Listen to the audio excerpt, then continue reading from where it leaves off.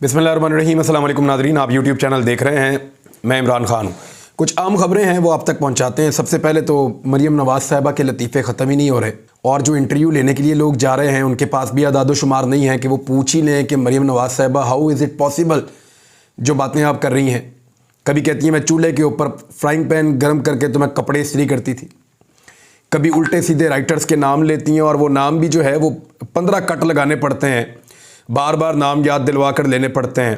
अब मरीम नवाज़ साहिबा ने इंटरव्यूज़ के अंदर मुख्तलिफ़ किस्म के वो लतीफ़े सुनाती रहती हैं और अजीब अजीब बातें करती रहती हैं। तो यहाँ पे एक उन्होंने नया लतीफ़ा सुना दिया है। मरीम नवाज़ ने कहा कि जो चीफ़ जस्टिस थे आसिफ सईद खोसा साहब, उनके बारे में मरीम नवाज़ ने क्लेम किया कि खोसा साहब ने नवाज शरीफ साहब से एक्सटेंशन मांगी थी। ये मरीम नवाज़ साहिबा ने क्लेम किया। एक तो चीफ जस्टिस ऑफ पाकिस्तान को एक्सटेंशन नहीं दी जा सकती, उसके अंदर कोई ऐसा तरीक़ाकार नहीं है। और चीफ जस्टिस ऑफ पाकिस्तान की तकर्री में भी हुकूमत का कोई ऐसा किरदार होता नहीं है जैसा आर्मी चीफ की तकर्री के अंदर होता है। यानी अगर इमरान खान वज़ीर आज़म है और वो चाहते हैं कि अगला चीफ जस्टिस ये शख्स ना आए या वो शख्स ना आए तो वो नहीं कुछ कर सकते, और अगर वो चाहे कि ये वाला आ जाए तो वो नहीं कुछ कर सकते। तो फिर नवाज शरीफ भी वज़ीर आज़म थे तो उनके पास ये इख्तियार नहीं था। लेकिन एक बहुत अजीबो गरीब जो मरीम नवाज़ साहिबा ने स्टेटमेंट दिया, वहाँ सहाफ़ी ने भी नहीं पूछा और मेरे ख्याल में उनके दिमाग में नहीं आया होगा। हालांकि सहाफ़ी जो है वो उनको नॉर्मली इन चीज़ों का पता होता है। आसिफ सईद खोसा साहब ने जो हलफ लिया था चीफ जस्टिस ऑफ पाकिस्तान का, वो लिया था 18 जनवरी 2019 को। 18 जनवरी 2019 को नवाज शरीफ साहब कहाँ थे, याद है आपको? 18 जनवरी 2019 को नवाज शरीफ साहब कोट लखपत जेल के अंदर बंद थे और ओहदे की मुद्दत ख़त्म होती है जस्टिस खोसा साहब की 21 दिसंबर 2019 को। अब 21 दिसंबर 2019 को नवाज शरीफ साहब कहाँ थे? नवाज शरीफ साहब 19 नवंबर 2019 को पाकिस्तान से निकलकर बरतानिया चले गए क्योंकि वो शदीद बीमार थे उनके बकौल, और उनके प्लेटलेट्स गिरे हुए थे और वो वहाँ जाके इलाज करवा रहे थे। अब मरीम नवाज साहिबा ने एक पोल और खोल दिया नवाज शरीफ साहब का। ये वो गड़ा मुद्दा है जिसको नहीं उखाड़ना चाहिए था और इससे नवाज शरीफ साहब को बहुत नुकसान होगा। ये खबर बहुत पहले से मार्केट में थी कि नवाज शरीफ साहब जब नैब की हिरासत में थे तो नवाज शरीफ साहब को जानबूझकर डॉक्टर अदनान के थ्रू कुछ ऐसा खिलाया गया दवाइयों के साथ जिससे नवाज शरीफ साहब के प्लेटलेट्स गिर गए, और ये कहानी बड़ी मशहूर हो चुकी थी और ये पता था कि नवाज शरीफ साहब के आर्टिफिशियली प्लेटलेट्स गिराए गए हैं और उनको मैनेज करके रखा गया है और इसके बाद जब चाहेंगे तो उनको वापस भी ऊपर लाया जा सकता है। और उनकी रिपोर्टों के अंदर भी दो नंबरी हो रही थी और आपको पता है उस वक्त पाकिस्तान का एक ताकतवर तरीन आदमी नवाज शरीफ को निकालने के लिए पूरी गेम कर रहा था और डील के नतीजे में नवाज शरीफ साहब पाकिस्तान से बाहर गए नवंबर 2019 में। तो ये जो जहर वाली बात है ये उस वक्त जो है नवाज शरीफ के एक बेटे ने की थी और उसी वक्त शोर मच गया था कि जो भी नवाज शरीफ को दिया जाता था वो उनके घर से आता था और घर वाले खुद लेकर आते थे और वही नवाज शरीफ साहब को देते थे। नवाज शरीफ साहब को खाते थे और वो सामान वापस चला जाता था। इस बात को आप दोबारा ज़हन नशीन कर लें कि जो भी आता था घर से आता था, डॉक्टर अदनान लेकर आता था। डॉक्टर अदनान को अगर गिरफ्तार किया जाता और उनसे पूछा जाता कि आप बताइए कि आपने नवाज शरीफ साहब को ऐसा क्या दिया, तो सारा का सारा पोल खुल जाना था कि ये प्लेटलेट्स किस तरीके से मैनेज किए गए और कैसे गिरे हैं। अब मरीम नवाज ने क्योंकि ये बात कर दी है तो नवाज शरीफ से जब ये सवाल किया गया बरतानिया में तो उन्होंने कहा कि उन्हीं से पूछें जिन्होंने जहर दिया। यानी नवाज शरीफ के पास भी इस सवाल का जवाब नहीं है। तो ये एक ऐसा पोल है मरीम नवाज ने जो नवाज शरीफ का खोल दिया कि अब उनके पास सवालों के जवाब नहीं होंगे। जैसा कि हीथ्रो एयरपोर्ट पे नवाज शरीफ साहब जब उतरे बरतानिया में तो उन्होंने अपना पहला टेस्ट करवाया उसी दिन जिस दिन वो वहां पहुंचे। उस दिन उनके प्लेटलेट्स बिल्कुल नॉर्मल थे, 2.5 लाख। 3 दिन बाद फिर टेस्ट करवाया, प्लेटलेट्स नॉर्मल थे, 2.5 लाख।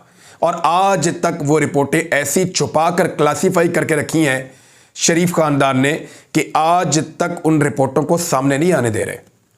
पाकिस्तान के अंदर एक दिन में 3 मरतबा रिपोर्टें दिखाई जाती थी कि ये देखें प्लेटलेट्स, ये देखें प्लेटलेट्स, ये देखें प्लेटलेट्स।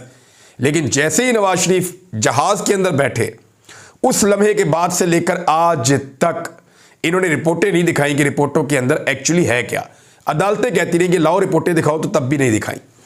तो ये जो मरियम नवाज साहिबा ने एक और बहुत बड़ा भंड मार दिया है कि जस्टिस खोसा जो है नवाज शरीफ साहब से एक्सटेंशन लेना चाहते थे। भाई नवाज शरीफ साहब तो जेल में थे, उस वक्त वजीर आजम इमरान खान थे, और वजीर आजम इमरान खान भी एक्सटेंशन नहीं दे सकते थे। यानी एक्सटेंशन लेनी है तो जेल के एक कैदी से लेनी है, एक्सटेंशन तो लेनी है तो वजीर आजम के पास जाना है, और वजीर आजम के पास भी वो इख्तियार नहीं है। इवन वो इख्तियार पाकिस्तान में किसी के पास भी नहीं है, ऐसी एक्सटेंशन हो नहीं सकती। तो ये मरियम नवाज साहिबा ने एक और काम डाल दिया आपके सामने। पाकिस्तान तहरीक इंसाफ ने कुछ बड़े अहम फैसले किए हैं, लेकिन चंद चीज़ें मैं आपको पहले बता देता हूँ। एक तो इमरान खान साहब ने मुलाकातें की हैं उन तमाम कारकुनों से जो ख़ास तौर पे उनसे जो थोड़े स्पेशल लोग हैं, बच्चे हैं, बुज़ुर्ग हैं, कुछ ख़वातीन आ जाती हैं, कुछ ऐसे नौजवान आ जाते हैं बाहर जो शुरू के दिनों से वहाँ पे मौजूद हैं या रोज़ाना आते हैं ज़मान पार्क में इमरान खान साहब की हिफाजत के लिए। तो उनमें कुछ बच्चे भी थे कुछ लोगों के साथ, तो उन्होंने कहा इन लोगों को लेकर आओ अंदर, क्योंकि ये जो ज़िले शाह वाला वाक़या हुआ उसने उन पर बड़े असरात डाले हैं और उन्हें खासी तकलीफ़ है। सिक्योरिटी रीजंस के बावजूद इमरान खान साहब पहले भी कहते रहे हैं कि लोगों को मिलाओ, लेकिन इमरान खान साहब की सिक्योरिटी और सिक्योरिटी की टीम, उन्होंने बड़े सख्त किस्म के चेक रखे हुए हैं और वो किसी को भी इमरान खान साहब से जाकर अंदर मिलने नहीं देते। और उन्हें इस बात का खदशा रहता है कि कोई भी शख्स कोई केमिकल साथ अंदर ला सकता है, हाथ के ऊपर मल के कोई चीज़ ला सकता है, या कुछ ऐसी चीज़, कोई स्मेल ऐसी अंदर ला सकता है, या कुछ भी तोहफे के तौर पे कोई चीज़ दे सकता है जिससे नुकसान पहुंच जाए। क्योंकि सब लोगों को फ़र्दन तो सिक्योरिटी वाले जानते नहीं हैं, तो उन्होंने आसान तरीका ये ढूंढा कि लोगों को बाहर रखा। लेकिन आज इमरान खान साहब ने खासा इसरार किया, उन्होंने कहा जी लोग जाके बाहर देखो, जो लोग डिज़र्व करते हैं और शुरू से वहाँ बैठे हुए हैं उनको अंदर लेकर आओ। तो अब इमरान खान साहब थोड़ा थोड़ा लोगों से मिलना शुरू करेंगे, तो ये एक अच्छी बात है। लेकिन सिक्योरिटी के जो प्रॉब्लम्स हैं वो भी साथ साथ रहेंगे और इस बात का सबको पता है। डार साहब जब तक पाकिस्तान में है तब तक तो इलेक्शन के बारे में PMLN सोच भी नहीं सकती। IMF की एक और शर्त पूरी करते हुए, अभी IMF ने पैसा नहीं दिया, अभी IMF के साथ मुआहिदा मुकम्मल नहीं हुआ। इसहाक डार की जो जेनवन नाक से लकीरें निकलाई जाती हैं ना, IMF नाक से लकीरें निकलवा रहा है इसहाक डार की। वजह क्या है? इसहाक डार ने बड़े बोल बोले थे, मैं IMF को 25 साल से जानता हूँ, नहीं आते तो ना आए, नहीं मुआहिदा करते तो दौड़ जाएं, मैं किसी की मिन्नतें नहीं कर सकता। भाई इतनी आकड़ है तुम्हारे अंदर भाई। और भाई मुल्क के वजीर खजाना है आप, आपने मुल्क के मामला चलाने हैं, आप कोई अपना प्राइवेट बिजनेस तो चला नहीं रहे। अपने प्राइवेट बिजनेस में तो आपकी जो है मुस्कुराहट खत्म नहीं होती, वहां पे आप जो है वो बाहर के नीचे लग जाते हैं, और जब पाकिस्तान चलना है वहां पे आप जो है वो अकड़ आपकी खत्म नहीं हो रही। तो डार साहब की आकड़ जो है वो ऐसा लगता है कि IMF तोड़ रही है, और उनकी आकड़ के चक्कर में कौम की कमर अब टूट रही है। क्योंकि IMF ने जो कहा उसके मुताबिक डार साहब ने मुआहिदा होने से पहले ही जो बिजली के सार्फिन के लिए बिजली की कीमत 14 रुपये 24 पैसे फी यूनिट तक महंगी कर दी है।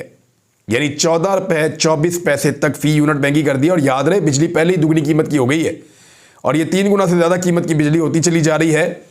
तो पाकिस्तान के आम लोग किस तरीके से गुजारा करेंगे, किस तरीके से पाकिस्तान के आम लोग जो हैं वो अपने अखराजात पूरे करेंगे, ये तो अभी आने वाले दिनों में पता चलेगा। पाकिस्तान तहरीक इंसाफ ने कुछ फैसले किए हैं, और उसमें एक ये है कि सफारती सतह के ऊपर जो इंसानी हुकूक की खिलाफ वर्जियाँ पाकिस्तान में हो रही हैं उनका मामला उठाया जाए। देखिए अदालतें इन मामलात को नहीं उठा रही। जिस तरह दिल्ले शाह का कत्ल हुआ, जिस तरह दफ़ा 144 लगी और फिर उठा ली गई, सारा दिन लोगों को मारा गया, पाकिस्तान में कोई अदालत को होश ही नहीं है। पाकिस्तान में कोई ऐसा इदारा ही नहीं है जिसके पास आप ले जाएं एप्लीकेशन और जाकर कहें कि ये ज़्यादती हो रही है। किसी ने बात ही नहीं सुनी। तो पाकिस्तान तहरीक इंसाफ या तो कानून हाथ में ले ले, और वो बिल्कुल गलत होगा, नहीं लेना चाहिए, तो या फिर कानून जो है वो इंसाफ देना शुरू कर दे, वो भी नहीं मिल रहा। तो फिर उन्होंने जो आलमी इदारे हैं उनसे रब्ता करने का फ़ैसला किया, और इमरान खान साहब ने शाह महमूद कुरैशी को गैर मुल्की सफारतकारों को ख़त लिखने की हदायत कर दी है। सफारतकारों को लिखे जाने वाले खतूत में इंसानी हुकूक की खिलाफ वर्जियों का मामला उठाया जाएगा। इंसानी हुकूक की आलमी तंजीमों को भी खतूत की कॉपियाँ अरसाल की जाएंगी, और खतूत में ज़िले शाह की हलाकत का मामला और जो भी मुकदमात दर्ज किए जा रहे हैं कंटिन्यूसली, 100 मुकदमे तो इमरान खान साहब पे होने वाले हैं, 80 के करीब हो गए हैं। लाठी चार्ज होता है, आंसू गैस जो है वो फेंकी जाती है हमेशा एक्सपायर्ड, और तशद्दुद के वाक़यात जो हैं वो बढ़ते चले जा रहे हैं। लोगों को नंगा कर रहे हैं, लोगों के मुंह पे कपड़ा डाल रहे हैं, सहाफ़ियों के साथ जुल्म सितम हो रहा है। दर्जनों मुकदमात दर्ज हैं, 2 दर्जन तो मेरे पे ही हैं सिर्फ।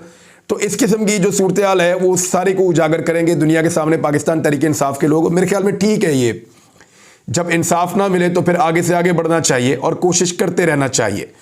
दूसरी जानिब पाकिस्तान तहरीक इंसाफ ने जो वकला की बार्स हैं और जो सदूर हैं मुख्तलिफ बार्स के और जो वकला की तंजीमें हैं उनसे राब्ते करने का फ़ैसला किया है, क्योंकि तहरीक इंसाफ को ऐसा लगता है कि अदलिया बचाओ तहरीक इस वक्त शुरू करनी चाहिए और सीनियर रहनुमा पर मुश्तमिल मुख्तलिफ वफूद भी तश्कील दिए जाएंगे। तहरीक इंसाफ के वफूद पाकिस्तान भर की बार्स के अंदर जाकर मुलाकातें करेंगे। अदलिया बचाओ तहरीक के लिए मुख्तलिफ बार्स में मरहलावार एहतजाज किया जाएगा। PTI के चेयरमैन इमरान खान अदलिया बचाओ तहरीक में मुख्तलिफ बार्स से भी खिताब करेंगे। अदलिया बचाओ तहरीक में सिविल सोसाइटी को भी शामिल किया जाएगा। अच्छा, ये अब सिविल सोसाइटी को और वकला को अगर मुतहरिक करने में इमरान खान साहब कामयाब हो गए तो ये उनकी एक बड़ी कामयाबी हो सकती है, क्योंकि इनके बलबूते के ऊपर किसी तहरीक को खड़ा करना ज़्यादा आसान रहता है, इसलिए कि वकला अपने हुकूक को, कवानीन को ज़्यादा बेहतर जानते हैं और ज़्यादा दिलेरी के साथ चीज़ों का सामना भी करते हैं और उन्हें एक्चुअली हकीकत पता है कि कौन किस लेवल तक और किस हद तक जा सकता है। आम लोगों को जो है वो डराया धमकाया जा सकता है, वकला के ऊपर इतनी जल्दी से धौंस नहीं जमाई जा सकती। दूसरी जानिब इमरान खान साहब ने कहा है कि कारकुन की हलाकत और दौरान हिरासत तशद्दुद पर अदलिया कब हरकत में आएगी। अब एक और भी खबर आ रही है और वो ये आ रही है कि PNN का रिपोर्टर ज़ुहैब, अगर वो ये फुटेज ना बनाता तो आज इमरान खान साहब के ऊपर अलग से ये एक कत्ल का मुकदमा दर्ज किया जाता। और मुबैना तौर पे मुझे एक साहब ने फ़ोन करके ये चीज़ बताई। उन्होंने कहा कि ज़िल्ले शाह जब गिरफ़्तार हो गया था तो उस वक्त ये फ़ैसला किया गया कि पाकिस्तान तहरीक इंसाफ के एक कारकुन को मार दिया जाए और उसको पाकिस्तान तहरीक इंसाफ की क़यादत पर डाल दिया जाए और कत्ल का एक ऐसा मुकदमा दर्ज किया जाए जिसके नतीजे में इमरान खान साहब को लंबे अरसे तक अंदर रखा जा सके। तो ज़िल्ले शाह जो है उसको सेलेक्ट किया गया और उसको टॉर्चर करके मारा गया मुबैना तौर पे। मैं आपको फिर कह रहा हूं, जिसने मुझे ये बात बताई है। और जब मार दिया गया तो फिर इसकी लाश को पहुंचाया गया सर्विसेज अस्पताल। अब कोशिश की जा रही है कि तमाम फुटेज जितनी भी है इस वाक़े से रिलेटेड उसको डिलीट कर दिया जाए, लेकिन ज़ुहैब नामी एक रिपोर्टर हैं, वो अपने मोबाइल कैमरा के साथ उस वक्त उस गाड़ी के बाहर पहुंच गए जहां पे कारकुनों को अंदर बंद किया गया था और कारकुनों को उन्होंने आवाज़ देकर पूछा तो अंदर उसको ज़िले शाह नज़र आ गया। ज़िले शाह क्योंकि इस पूरे जो बाहर कैंप्स लगे हुए हैं ज़मान पार्क के बाहर, उनकी जान था, लोगों के साथ, सबके साथ इसके ताल्लुकात थे, सहाफ़ियों के साथ भी, हर एक के साथ। तो ज़िले शाह जो है इसको उसने आवाज़ दी तो ज़िले शाह ने अंदर से जवाब भी दिया और उस वक्त वो भला चंगा था। ये जो वीडियो थी इसको हामिद मीर के ज़रिए, जियो के ज़रिए, समा के ज़रिए, 24 चैनल के ज़रिए साबित करने की कोशिश की गई कि ये वीडियो जेल भरो तहरीक के टाइम की है और ज़िले शाह कल गिरफ्तार नहीं हुआ, बल्कि ये साबित करना चाह रहे थे कि इसको पाकिस्तान तहरीक इंसाफ ने कत्ल करके पुलिस पे डालने का मंसूबा बनाया है। इमरान खान लाशों की तलाश में थे और ये कहा जाएगा कि जी उन्होंने, क्योंकि लाश की तलाश थी तो बंदा मार के तो उन्होंने डाल दिया पुलिस के ऊपर और गवर्नमेंट के ऊपर, लेकिन वो अपने मंसूबे में नाकाम हो गए। इसीलिए कहते हैं ना, एक मंसूबा इंसान बनाता है और एक मंसूबा अल्लाह रब्बुल इज़्ज़त बनाते हैं और अल्लाह रब्बुल इज़्ज़त के मंसूबे के सामने किसी का मंसूबा नहीं चलता।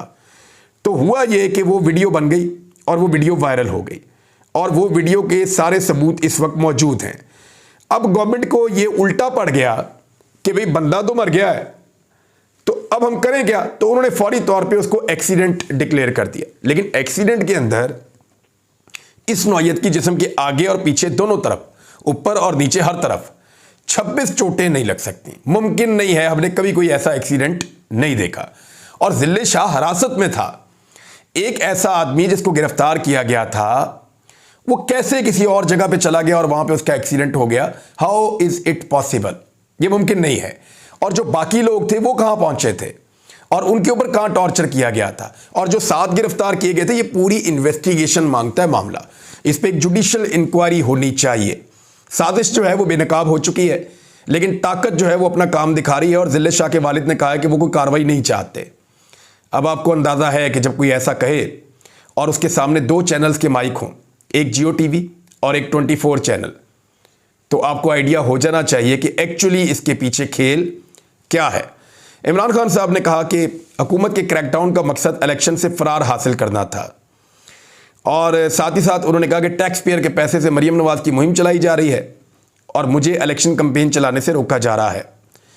और साथ ही उन्होंने कहा कि इनका मकसद था कि क्रैकडाउन का मकसद लाशें गिराना और उन्हें उठाकर बलूचिस्तान ले जाना था, इमरान खान को उठाकर।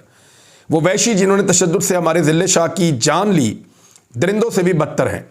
इमरान खान ने कहा कि शहीद सहाफ़ी अरशद शरीफ का क्या कसूर था, पूरी कौम जानती है कि वो राह हक पर था, कोई इसको ख़रीद नहीं सकता था। इस तरह के सहाफ़ी के साथ ऐसा सलूक किया गया। और साथ ही साथ इमरान खान साहब ने कहा नफ्सियाती तौर पर मजहूल और दिमागी खलल के शिकार एक शख्स की निगरानी में आज़म सवाती, शहबाज गिल और बहुत से सियासी कारकुनान को ज़ेर हिरासत तशद्दुद का निशाना बनाया गया।